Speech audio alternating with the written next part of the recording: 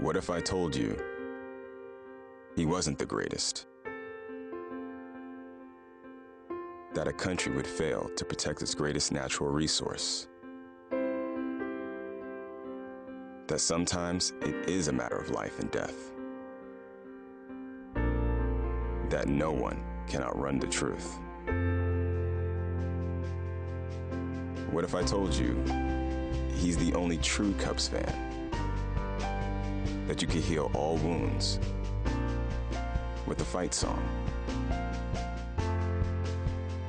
That the man no one could stop tragically was? What if I told you running a marathon is easy? 30 stories, 30 filmmakers, 30 years. ESPN's critically acclaimed 30 for 30.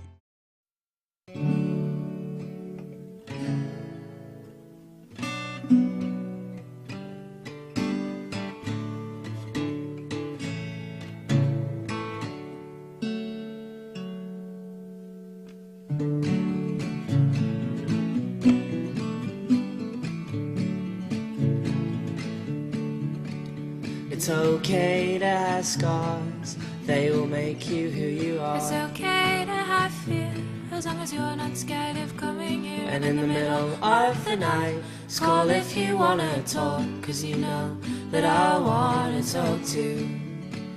It's not bad of you to think of what might go wrong, but you can't blame me for secretly hoping that I'll prove you wrong. It's okay that I pray that you will miss your flight and have to stay with me another night. It is brutal, why can't you see? It's brutal, where have you been? Cause we're far apart and my lonely heart finds it hard to get through the night. You pull me out of the dark and now it's light. You pull me out of the dark and now it's light.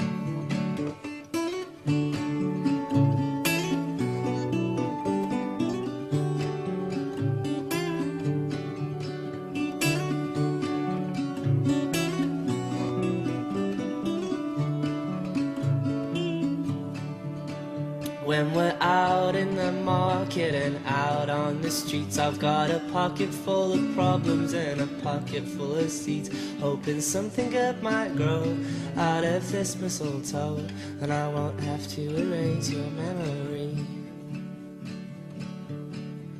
I like the way that I It was a cold day at the end of March, and we were going to play some pickup basketball, me and a couple of my friends. And I didn't think it was going to be any different than the other times we went to play basketball. Nothing bad ever happens, you know?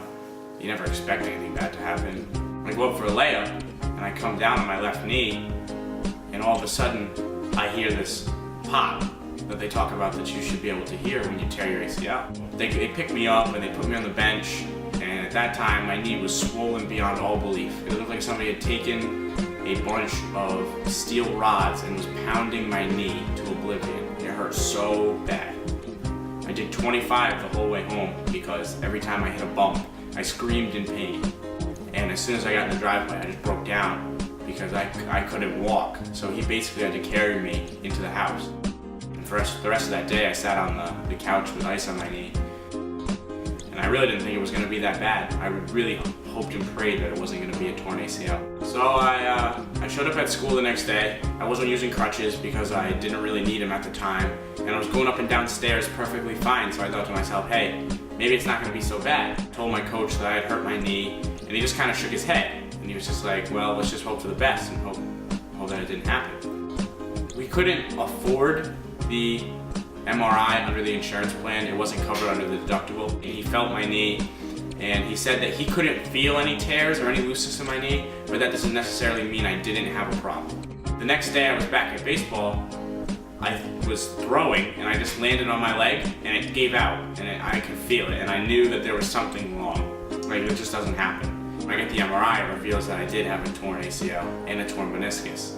And I didn't really play anymore. I just kind of sat at the bench and was there for like moral support. And of course it had to be my senior season, so I really missed out on a lot of things that all my friends get to experience but I'll never get to experience.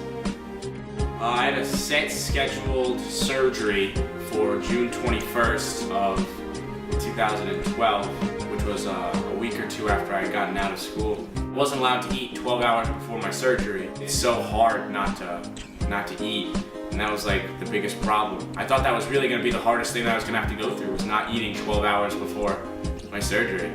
And my mom drove me up to Rhode Island Hospital. I had on this funny headdress, funny like hairnet, but I went to sleep, and when I woke up, I looked to the left and my knee was in a stabilizer and I couldn't move it. The week after my surgery, I left and went on vacation to Maine with my family. And that entire vacation, I maybe got 6 hours of sleep. My friend Nick and a couple of my other friends had come up with me, and it's kind of really awful to see them doing things and me not being able to do it, doing what I love. Like whenever I go to Maine, we jet ski, we wakeboard, and we play wiffle ball, but I couldn't do any of those things. I couldn't even walk under my own power, and I couldn't do any of those. Like, people take advantage of the fact that they can walk without a problem. I couldn't go up and down stairs without sitting down on my butt. I couldn't do anything that I was accustomed to doing because you're handicapped. And I remember at to the 12-week mark, when my physical therapist Val told me that I was going to be able to run on the treadmill. And I was almost on the edge of tears.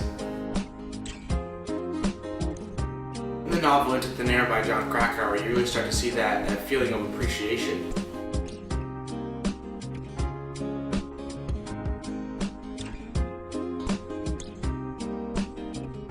He was appreciative and almost overwhelmed by the little things that he had. He's sad because of what has happened on the mountain.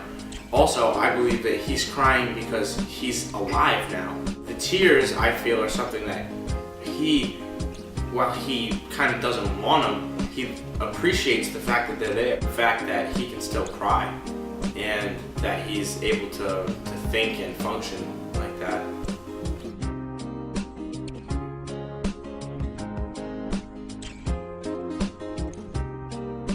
The quote by Sapphire Jones that I just put up on the screen from the book Precious really shows how much worse off other people have it than me, for example. I had knee surgery and I thought it was one of the worst things that's ever happened to me, but I couldn't even begin to comprehend what she went through and how her father was the father of two of her children, and that's just something that I can never understand. I think Sapphire Jones is a fantastic writer. She sheds a lot of light on inner city communities and problems that people can potentially face when they live in the city. And I have never known any of that, and for me reading that book, it's really eye-opening. It really helps me to appreciate what I have now than what I don't have, you know. Jon Krakauer is also a phenomenal writer. I really enjoyed his book and his style of writing. His message is almost the exact same as Sapphire's in a different way. He's thankful for the little things that he can still do because he didn't die on the mountain. And Krakauer really does a good job showing that the little things in his life now, he is definitely more appreciative of after an experience like that. And it's awful that it takes an experience of that magnitude for people to really come to terms and appreciate what they have. After everything that's happened to me and after these two novels that I've read, I've come to realize and appreciate all the small things in my life. The fact that I still have both my parents, both my grandparents, the fact that I can get up and walk every morning, the fact that I don't have to have anything to help me breathe, all those little things in my life I appreciate now more than I appreciated before.